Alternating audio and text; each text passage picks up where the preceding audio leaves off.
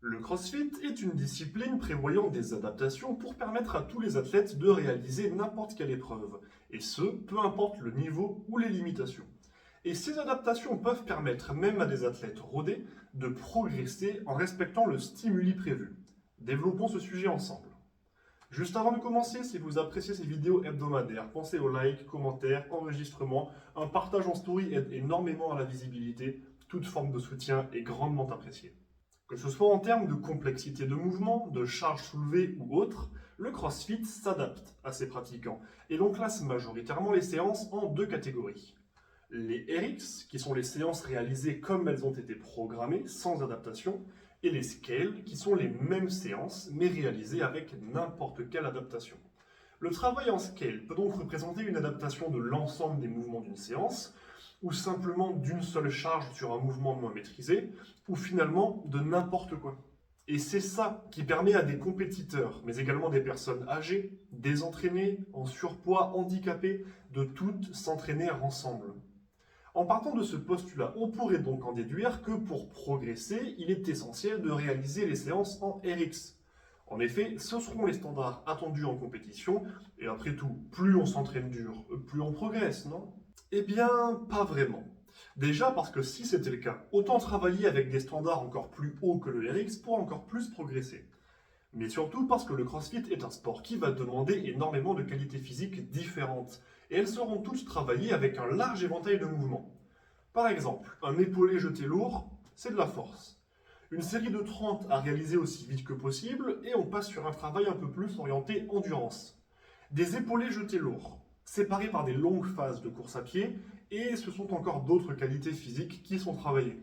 Donc, même si vous utilisez les mêmes mouvements dans vos séances, ce ne sera pas forcément pour les mêmes objectifs. Lorsque votre coach programme vos entraînements, avec des points de focus, des progressions, des objectifs, il a tout ça en tête. Certaines de ces séances auront plus pour but de développer votre endurance que votre force. D'autres d'insister sur la technique plutôt que sur le volume, etc., etc. Il faut donc essayer de comprendre quels stimuli votre coach veut que vous ayez, c'est-à-dire quelles parties de votre fitness seront plus ou moins sollicitées au cours de la séance. Pour cela, prenons l'exemple d'une épreuve de CrossFit très connue, Fran, composée de 21, 15, 9 répétitions de thruster, un mouvement d'haltérophilie composé d'un squat et d'un jeté, et de traction. Donc 21 thrusters et 21 tractions, puis 15 thrusters et 15 tractions, puis 9 et 9. Si l'on regarde cette épreuve, on se rend compte qu'elle doit être réalisée vite, moins de 3 minutes à haut niveau. Il s'agit donc d'une sorte de sprint. De plus, les charges utilisées sont relativement légères, 42,5 kg pour les thrusters en RX et le poids du corps pour les tractions. Avec un total de 90 répétitions à effectuer, on comprend que l'objectif est de prendre le moins de temps de récupération possible pour rester en mouvement tout au long de l'épreuve, en essayant de faire des séries de mouvements aussi longues que possible, sans interruption. Or, si la barre à 42,5 kg est très lourde pour vous, ou que les tractions sont un point faible, et que vous vous retrouvez à faire des séries de 5 répétitions entrecoupées de petites pauses, alors vous passez complètement à côté de l'objectif de l'épreuve. Certes, vous allez progresser, mais premièrement moins, puisque vous travaillez au-delà de vos capacités, et ensuite, le stimuli que vous atteindrez ne sera pas le bon, et ne s'insérera donc pas correctement dans la programmation de votre coach.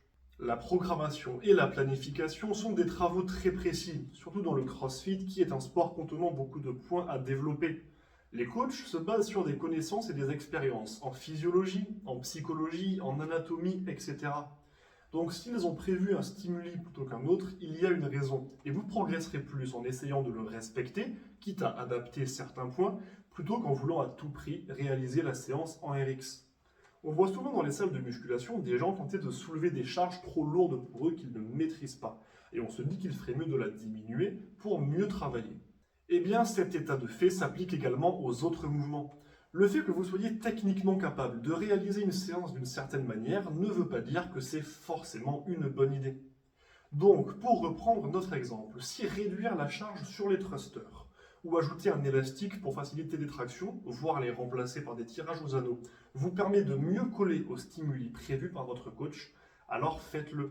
Vous en tirerez des bénéfices. J'espère que cette vidéo vous aura été utile. Si vous avez des questions sur les points que je viens d'aborder ou d'autres interrogations sur le sujet, contactez-moi pour me les poser. Si vous avez des questions concernant votre diète ou votre entraînement, n'hésitez pas à me les soumettre.